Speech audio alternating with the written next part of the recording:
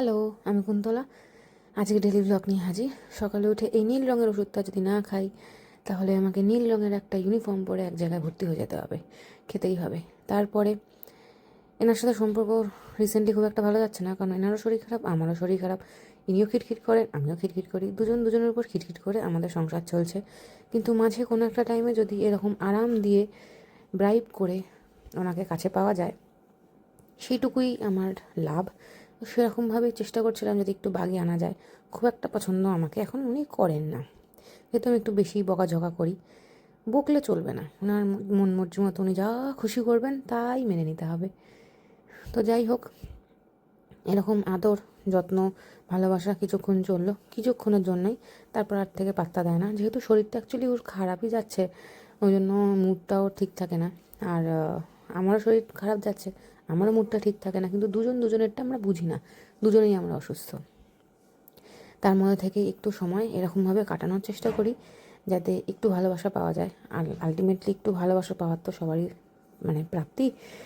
একটু তো ইচ্ছা করেই একটুখানি চটকাই মটকাই করি, কিন্তু সেটা খুব একটা করতে দেয় না। ওই কিছুক্ষণ আদর করলে, একটু কিছুক্ষণ খেলে, তারপর আবার সেই বড় বড় দাঁত নিয়ে আমার দিকে তেড়ে আসে।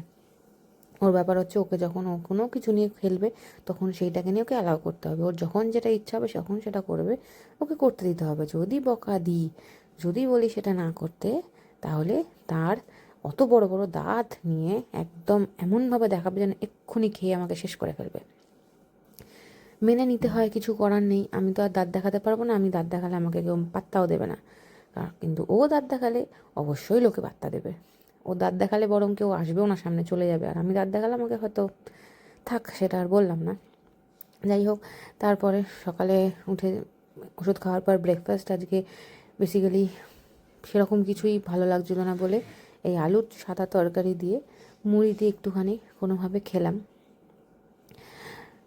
তো এটা খাওয়ার পর তারপর ইনি আজকে খাটে বসেছিলেন সানগ্লাসের বক্স নিয়ে, সেটা কাউকে দেবে না।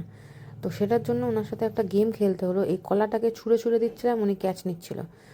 ওর স্বভাব হচ্ছে, যখন ও কিছু নিয়ে বসবে, সেই জিনিসটা ওর হাত থেকে কোনোভাবে নেওয়া যাবে না, ও কামড়ে দেবে।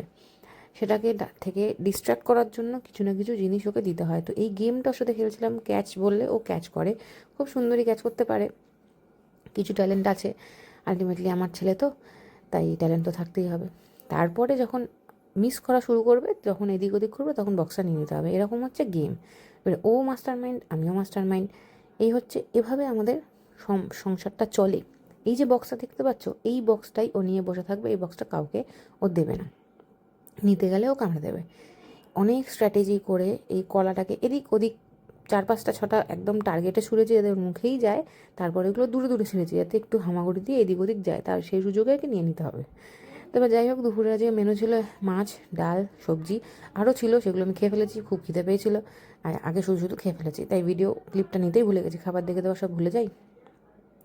যাই হোক, সন্ধ্যাবেলা এই যে আশলাটার দিকে চেয়ে বসে আছে, আশলাটাকে তাড়া করবে বলে।